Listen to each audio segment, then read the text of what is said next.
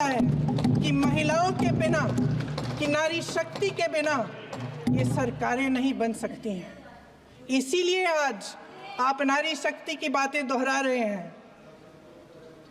जो आप नारी शक्ति का अधिनियम लाए हैं उसको लागू क्यों नहीं करते? वो 10 साल बाद लागू क्यों होगा? क्या आज की नारी 10 साल इंतजार करेगी उसके लागू करने के लिए? क्या बात है, क्या बात।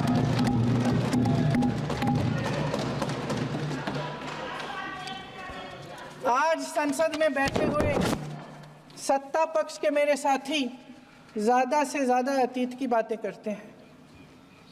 1921 में क्या हुआ, कब हुआ, नेहरू जी ने क्या किया। अरे वर्तमान की बात करिए, देश को बताइए आप क्या कर रहे हैं, आपकी जिम्मेदारी क्या है? कि सारी जिम्मेदारी जवाहरलाल नेहरू की है। अध्यक्ष महोदय जी, ये सरकार आर्थिक न्याय का सुरक्षा कवच तोड़ रही है। आज संसद में बैठी ये सरकार बेरोजगारी और महंगाई से जूझ रही हमारी जनता को क्या राहत दे रही है? कृषि के कानून भी बड़े बड़े उद्योगपतियों के लिए बन रहे हैं। सही एमएसपी को छोड़िए, डीएपी तक नहीं मिल रहा है।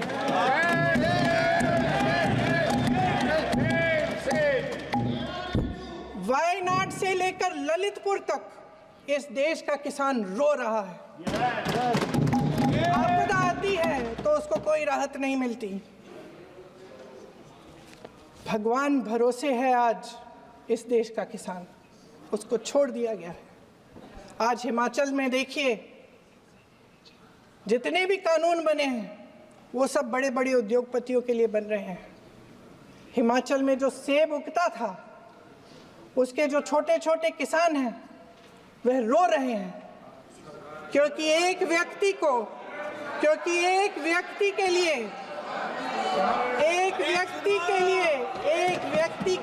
सब कुछ बदला जा रहा है। सुनने की हिम्मत रखो।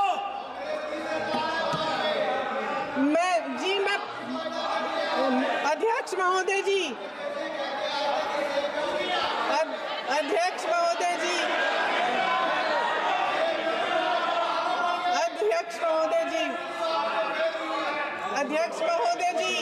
सारे कोल्ड स्टोरेज प्रदेश की सरकार ने नहीं दिए, कोल्ड स्टोरेज आपकी सरकार ने दिए।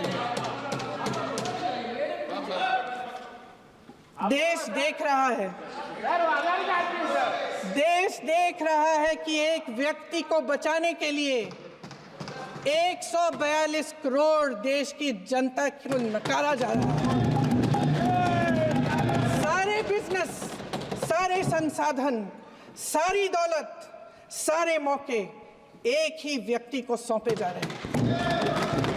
सारे बंदरगाह, एयरपोर्ट्स, सड़कें, रेलवे का काम, कारखाने, खदाने, सरकारी कंपनियां सिर्फ एक व्यक्ति को दी जा रही है।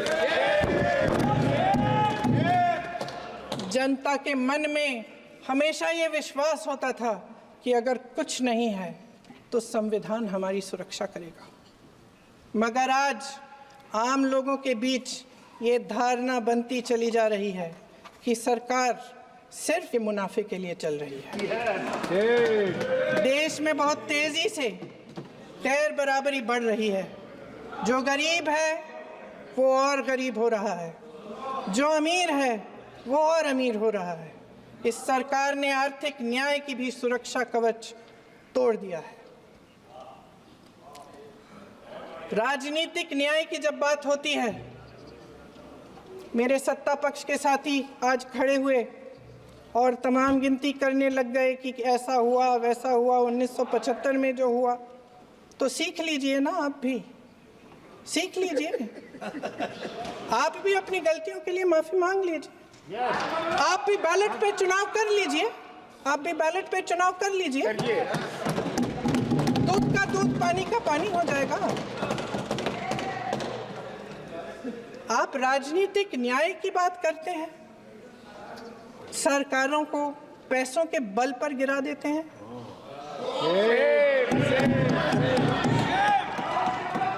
मेरा आग्रह है कि अपन संविधान में सकारात्मक बोले।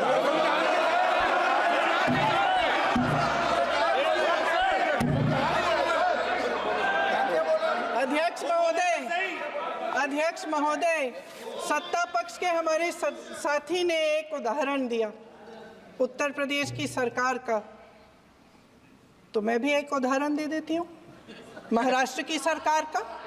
मैं भी एक उदाहरण दे देती हूँ हिमाचल की सरकार को तोड़ने की कोशिश किसने की, पैसों के बल पे की, गोवा की सरकार। तमाम उदाहरण राजस्थान की। क्या ये सरकारें जनता ने नहीं चुनी थी? क्या संविधान इन पर लागू नहीं था? पूरी देश की जनता जानती है कि इनका हंसती है, जानती है कि इनके यहाँ तो वॉशिंग मशीन है।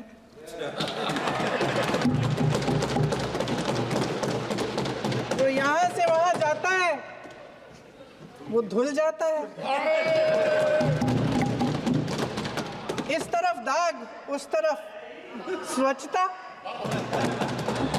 और मेरे कई ऐसे साथी हैं जो इस तरफ होते थे उस तरफ चले गए, मुझे दिख भी रहे हैं, वॉशिंग मशीन में शायद धुल गए हैं।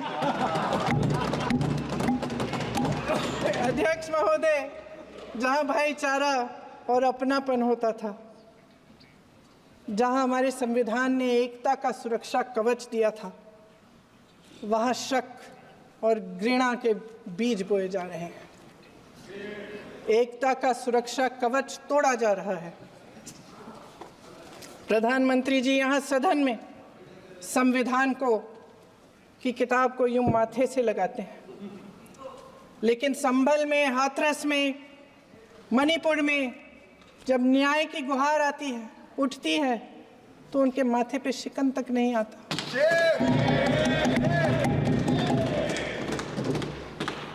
शायद समझ नहीं पाए हैं कि भारत का संविधान संघ का विधान नहीं है।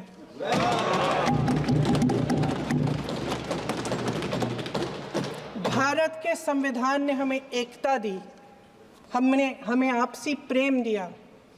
उस मोहब्बत की दुकान जिस पर आपको हंसी आती है, उसके साथ करोड़ों देशवासी चले। करोड़ों देशवासियों के दिल में एक दूसरे के लिए प्रेम है, घृणा नहीं है।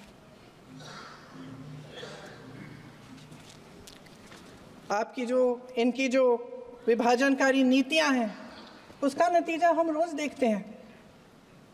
राजनीतिक फायदे के लिए संविधान को छोड़िए, देश की एकता को भी ये रख नहीं सकते, इसकी सुरक्षा नहीं कर सकते। हमने संभल में देखा, मणिपुर में देखा। दरअसल इनका कहना है कि अलग अलग इस देश के अलग अलग हिस्से हैं। कैमरा। लेकिन हमारा संविधान कहता है कि ये देश एक है और ये देश एक रहेगा। जहां खुला विवाद होता था, अभिव्यक्ति का सुरक्षा कवच होता था, इन्होंने भय का माहौल पैदा किया है। सत्ता पक्ष के मेरे साथी अक्सर 75 सालों की बात करते हैं, लेकिन इन 75 सालों में ये उम्मीद, आशा, ये अभिव्यक्ति की ज्योति कभी थमी नहीं, कभी बुझी नहीं। इस देश की जनता ने खुलकर आलोचना की, निडर होकर धरने किए, प्रदर्शन किए। जब जब जनता नाराज हुई, तब तब सत्ता को ललकारा, उसे चेतावनी दी, बड़े से बड़े नेताओं को कटघरे में खड़ा किया, उनसे जवाब मांगा, न्याय मांगा। इस देश के छोटे छोटे से नुक्कड़ की दुकानों में, चाय की दुकानों में, इस देश के घरों में, गलियों में, मोहल्लों में, अखबारों में, प्रकाशन घरों में, न्यायपालिकाओं में चर्चा कभी बंद नहीं हुई। लेकिन आज ये माहौल नहीं है। आज जनता को सच बोलने से डराया जाता है, धमकाया जाता है। पत्रकार हो या विपक्ष का नेता हो या किसी यूनिवर्सिटी का प्रोफेसर हो, छात्र संघ हो या कर्मचारियों का संगठन हो, सबका मुंह बंद कराया जाता है। किसी पे ईडी, किसी पे सीबीआई, किसी पे इनकम टैक्स, फर्जी मुकदमे लगवाए जाते हैं, जेल में डाल दिया जाता है, विपक्षी नेताओं को जेल में डाल दिया जाता है, उनको सताया जाता है। किसी को नहीं छोड़ा इस सरकार ने। देशद्रोही कह कह के उत्तर प्रदेश में मुझे याद है कुछ अध्यापिकाएं प्रदर्शन कर रही थी, उन पर मुकदमा डाल दिया देशद्रोही का, उन्हें देशद्रोही कह दिया। इन्होंने देश का पूरा माहौल भय से भर दिया है। इनकी मीडिया की मशीन झूठ फैलाती है, तरह तरह के आरोप लगाती है, और शायद वह भी भय में ही है। महोदय, मैं इस सदन को याद दिलाना चाहती हूँ कि ऐसा डर का माहौल देश में अंग्रेजों के राज में था।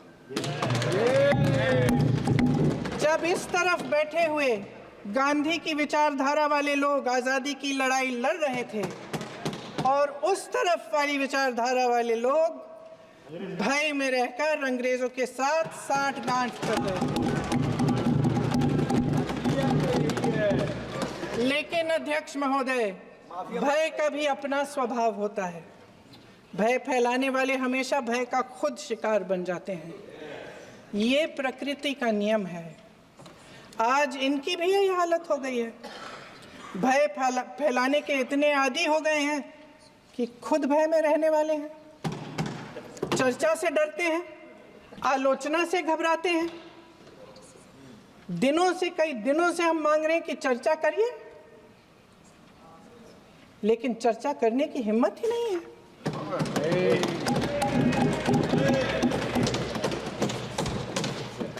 एक कहानी होती थी अध्यक्ष महोदय, शायद बचपन में आपने भी सुनी होगी। राजा भेष बदलकर बाजार में आलोचना सुनने जाता था। ये सुनने जाता था कि प्रजा मेरे बारे में क्या कह रही है, मैं सही रास्ते पे चल रहा हूं कि नहीं। लेकिन आज का राजा, भेष तो बदलते हैं आज के राजा, शौक तो है उनको भेष बदलने का, लेकिन न जनता के बीच जाने की हिम्मत है और न आलोचना सुनने की। महोदय, मैं तो सदन में नहीं हूं।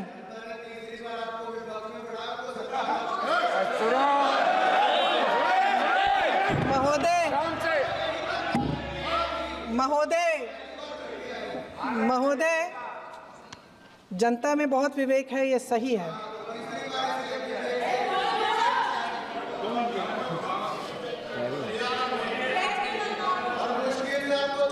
अच्छा महोदय, मैं सदन में नहीं हूँ। कुछ हाँ ठीक है, मैं सदन में नहीं हूँ, मात्र 15 दिनों से आ रही हूँ। लेकिन मुझे ताज्जुब होता है कि इन 15 दिनों में इतनी बड़े इश्यूज हैं, इतनी बड़ी बातें हैं। प्रधानमंत्री जी मात्र एक दिन के लिए, शायद 10 मिनट के लिए दिखे हैं सब।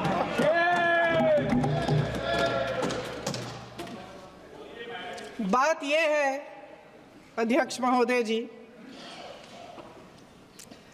कि ये देश भय से नहीं, साहस और संघर्ष से बना है। इसको बनाने वाले देश के किसान, जवान, देश के करोड़ों मजदूर और गरीब जनता है। संविधान इनको साहस देता है। मेहनती मिडिल क्लास है। और इस देश के जो करोड़ों देशवासी हैं, जो रोजाना भयंकर परिस्थितियों का सामना करते हैं, उनको साहस देता है। वायनाड में जो आपदा आई, उसमें एक छोटा लड़का था 17 साल का। 6 घंटों के लिए उसने अपनी माँ को बचाने की कोशिश की। 6 घंटों के लिए आप सोच सकते हैं कि अगर नदी की धारा बह रही है, नाराज है, आप अपनी माँ को पकड़े हो, 6 घंटों के लिए पकड़े रखते हो कि मेरी माँ बच जाएगी और अंत में वो माँ भी बह जाती है। उस लड़के का साहस, उन महिलाओं का साहस जो पीड़ित हैं लेकिन फिर भी अपनी लड़ाई लड़ रहे हैं, उन संभल के बच्चों का साहस जिनके पिताजी अभी अभी गुजर गए लेकिन फिर भी उनके सपनों को साकार करने की हिम्मत है, उनका साहस है, वो साहस इस संविधान ने दिया है।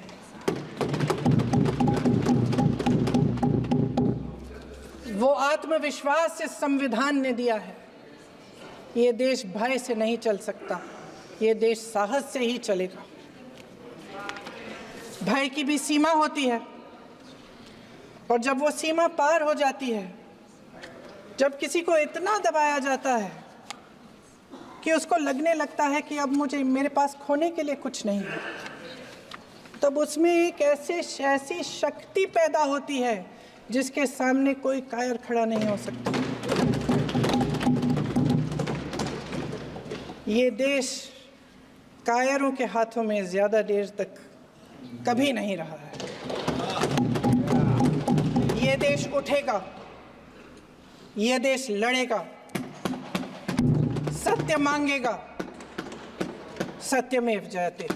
जय हिंद। अखिलेश